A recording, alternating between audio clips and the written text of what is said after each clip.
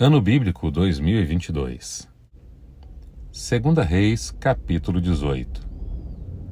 No terceiro ano do reinado de Oséias, filho de Elá, rei de Israel, Ezequias, filho de Acás, rei de Judá, começou a reinar. Ele tinha 25 anos de idade quando começou a reinar e reinou 29 anos em Jerusalém. O nome de sua mãe era Abia, filha de Zacarias.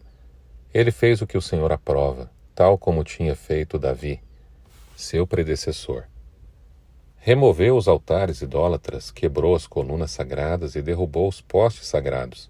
Despedaçou a serpente de bronze que Moisés havia feito, pois até aquela época os israelitas lhe queimavam incenso. Ela era chamada Neustã. Ezequias confiava no Senhor, o Deus de Israel. Nunca houve ninguém como ele entre todos os reis de Judá, nem antes nem depois dele. Ele se apegou ao Senhor e não deixou de segui-lo, obedeceu aos mandamentos que o Senhor tinha dado a Moisés, e o Senhor estava com ele, era bem-sucedido em tudo que fazia. Rebelou-se contra o rei da Síria e deixou de submeter-se a ele. Desde a torre de sentinela até a cidade fortificada, ele derrotou os filisteus, até Gaza e o seu território. No quarto ano do reinado do rei Ezequias, o sétimo ano do reinado de Oséias, filho de Elá, rei de Israel, Salmaneser, rei da Síria, marchou contra Samaria e a cercou. Ao fim de 3 anos, os assírios a tomaram. Assim a cidade foi conquistada no 6º ano do reinado de Ezequias, o 9º ano do reinado de Oséias, rei de Israel. O rei assírio deportou os israelitas para a Síria e os estabeleceu em Elá, em Gozã, do rio Tabor, e nas cidades dos Medos. Isto aconteceu porque os israelitas não obedeceram ao Senhor seu Deus, mas violaram a sua aliança. Tudo que Moisés, o servo do Senhor, tinha ordenado, não o ouviram nem lhe obedeceram. No 14º ano do reinado do rei Ezequias, Senaqueribe, rei da Assíria, atacou todas as cidades fortificadas de Judá e as conquistou. Então Ezequias, rei de Judá, enviou esta mensagem ao rei da Síria em Laques: cometi um erro para te atacar-me, e eu pagarei tudo o que exigires. O rei da Síria cobrou de Ezequias, rei de Judá, 10,5 toneladas de prata e 1,50 toneladas de ouro. Assim Ezequias lhe deu toda a prata que se encontrou no templo e na tesouraria do palácio real. Nessa ocasião, Ezequias, rei de Judá, retirou o ouro com que havia coberto as portas e batentes do templo do Senhor e o deu ao rei da Síria. De Laques, o rei da Síria enviou ao rei Ezequias em Jerusalém, seu general, seu oficial principal e seu comandante de campo, com um grande exército. Eles subiram a Jerusalém e pararam no aqueduto do açude superior, na estrada que leva ao campo do lavandeiro. Eles chamaram pelo rei e o administrador do palácio, Eliaquim, filho de Ilquias, o secretário, Sebna, e o arquivista real, Joá, filho de Asaf, foram ao seu encontro. O comandante de campo lhes disse: digam isto a Ezequias, assim diz o grande rei, o rei da Síria. Em que você se baseia, sua confiança? Você pensa que meras palavras já são estratégia de poderio militar? Em quem você está confiando para se rebelar contra mim? Você está confiando no Egito, aquele caniço quebrado, que espeta e perfura a mão do homem que nele se apoia? Assim o faraó, rei do Egito, retribui a quem confia nele. Mas se vocês me disserem, estamos confiando no Senhor nosso Deus, não é ele aquele cujos santuários e altares Ezequias removeu, dizendo a Judá e Jerusalém: vocês devem adorar diante deste altar em Jerusalém? Aceite, pois, agora o desafio do meu senhor, rei da Síria. Eu lhe darei 2.000 cavalos, se você tiver cavaleiros para eles. Como você pode derrotar o mais insignificante guerreiro do meu senhor? Você confia no Egito para lhe dar carros de guerra e cavaleiros? Além disso, será que vim atacar e destruir este local sem uma palavra da parte do Senhor? O próprio Senhor me disse que marchasse contra este país e o destruísse. Então Eliaquim, filho de Ilquias, Sebna e Joá disseram ao comandante do campo: Por favor, fala com teus servos em aramaico, porque entendemos essa língua. Não fales em hebraico, pois assim o povo que está sobre os muros entenderá. O comandante, porém, respondeu: Será que meu senhor enviou-me para dizer essas coisas somente para o seu senhor e para você e para os que estão sentados no muro? Que, como vocês, terão que comer as próprias fezes e beber a própria urina?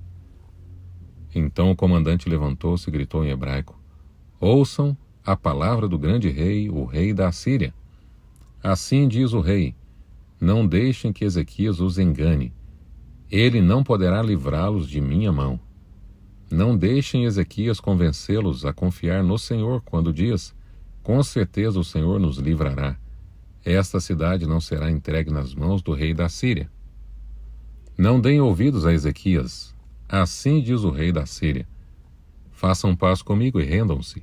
Então cada um de vocês comerá de sua própria videira e de sua própria figueira e beberá água de sua própria cisterna, até que eu venha e os leve para uma terra igual a de vocês, terra de cereais, de vinho, terra de pão, terra de vinhas, terra de oliveiras e de mel. Escolham a vida e não a morte. Não deem ouvidos a Ezequias, pois ele os está iludindo, quando diz: O Senhor nos livrará. Será que o Deus de alguma nação conseguiu livrar sua terra das mãos do rei da Síria?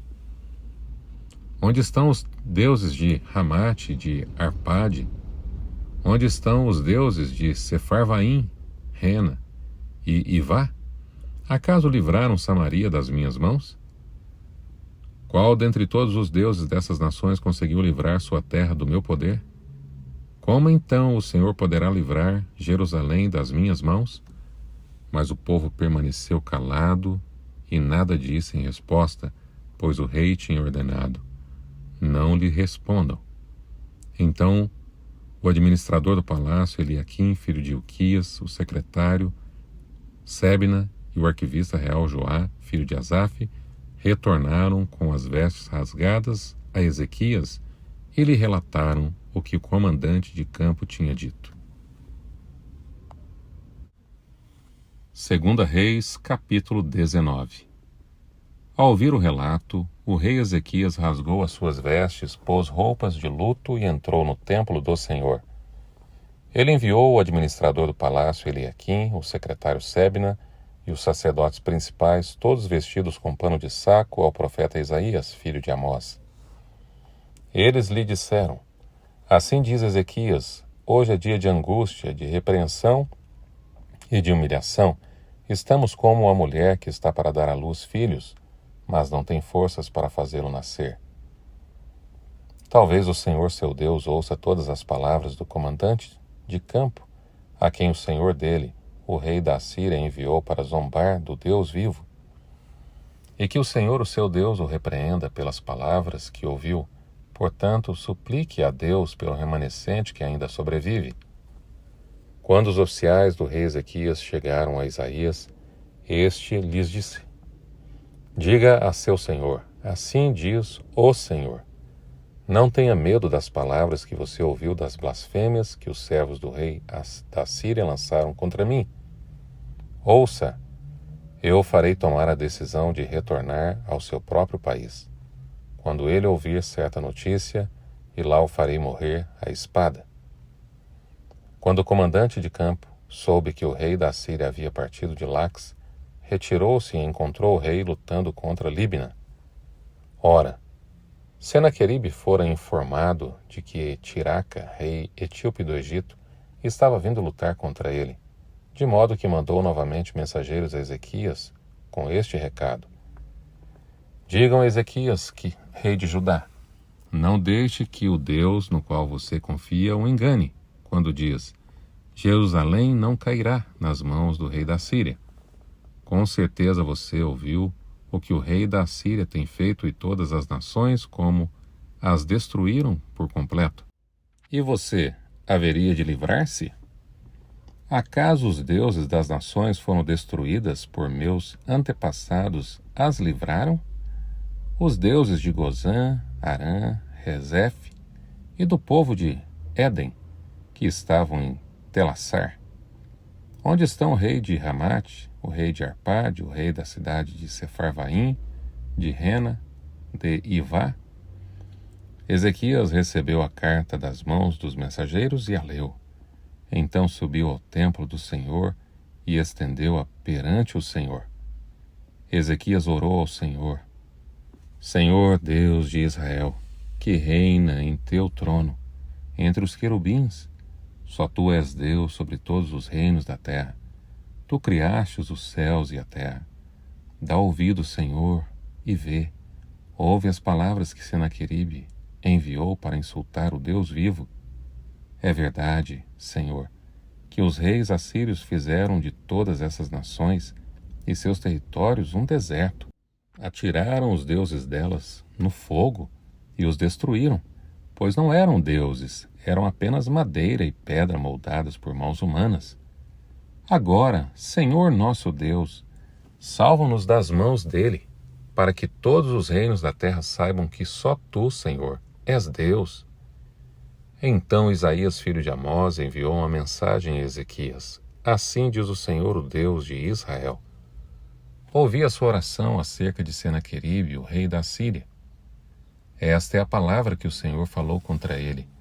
A virgem, a filha de Sião, o despreza e zomba de você. A filha de Jerusalém meneia a cabeça enquanto você foge.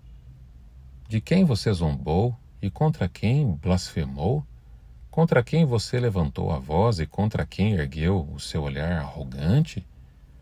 Contra o Santo de Israel. Sim, você insultou o Senhor por meio dos seus mensageiros e declarou: com carros sem conta subi aos pontos mais elevados e às inacessíveis alturas do Líbano. Derrubei os seus mais altos cedros e os seus melhores pinheiros. Entrei em suas regiões mais remotas e nas suas mais densas florestas. Em terra estrangeiras cavei poços e bebi água. Com as solas de meus pés sequei todos os rios do Egito. Você não percebe que há muito tempo eu já havia determinado tudo isso? Desde a antiguidade planejei o que agora faço acontecer, que você deixaria cidades fortificadas em ruínas. Seus habitantes, sem forças, desanimam-se envergonhados. São como pastagens, como brotos tenros e verdes, como ervas no telhado, queimadas antes de crescer.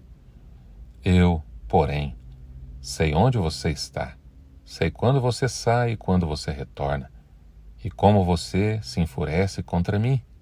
Sim, contra mim você se enfureceu, e o seu atrevimento chegou aos meus ouvidos. Por isso porei o meu anzol em seu nariz, e o meu freio em sua boca, e o farei voltar pelo caminho por onde veio. A você, Ezequias, darei este sinal. Neste ano vocês comerão do que crescer por si, e no próximo ano, daquilo que brotar. Mas no terceiro ano semeiem e colham, plantem vinhas e comam o seu fruto. Mais uma vez, um remanescente da tribo de Judá sobreviverá. Lançará raízes na terra, e se encherão de frutos os seus ramos. De Jerusalém sairão sobreviventes e um remanescente do monte Sião. O zelo do Senhor dos Exércitos os executará. Portanto, assim diz o Senhor acerca do rei da Síria: ele não invadirá esta cidade, nem disparará contra ela uma só flecha.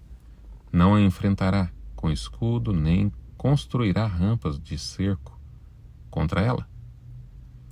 Pelo caminho por onde veio voltará. Não invadirá essa cidade, declara o Senhor. Eu a defenderei e a salvarei, por amor de mim mesmo e do meu servo Davi. Naquela noite o anjo do Senhor saiu e matou 185.000 homens no acampamento assírio. Quando o povo se levantou, na manhã seguinte, o lugar estava repleto de cadáveres. Assim Senaqueribe, rei da Síria, desmontou o acampamento e foi embora. Voltou para Nínive e lá ficou.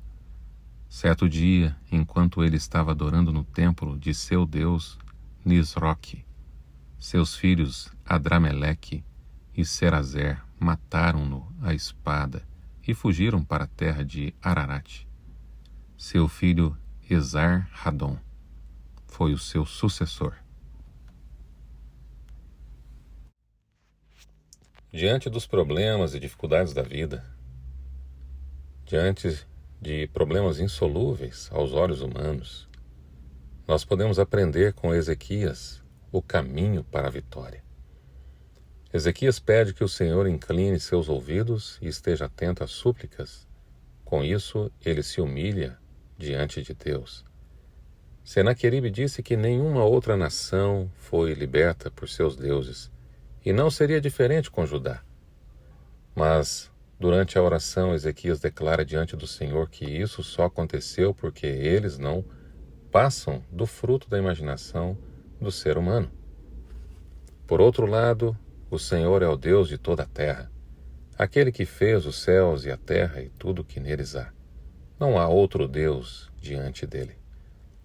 Por fim, Ezequias implora o socorro do Senhor, porque nisto todas as nações da terra saberiam que ele é o verdadeiro Deus. A oração do rei Ezequias é um exemplo de como devemos reconhecer a soberania de Deus. Declara a nossa dependência dele e o porquê ele deveria nos ajudar. No caso de Ezequias, toda a glória iria para Deus. Em sua atitude honesta e sincera, ele atraiu a atenção do Senhor. O profeta Isaías vai até ele e o conforta com a promessa de livramento e redenção, e o que de fato acontece. Deus envia os seus anjos, e quando o exército judeu acorda, todo o inimigo está morto. Eles venceram a batalha quando eles se puseram de joelhos no campo da oração.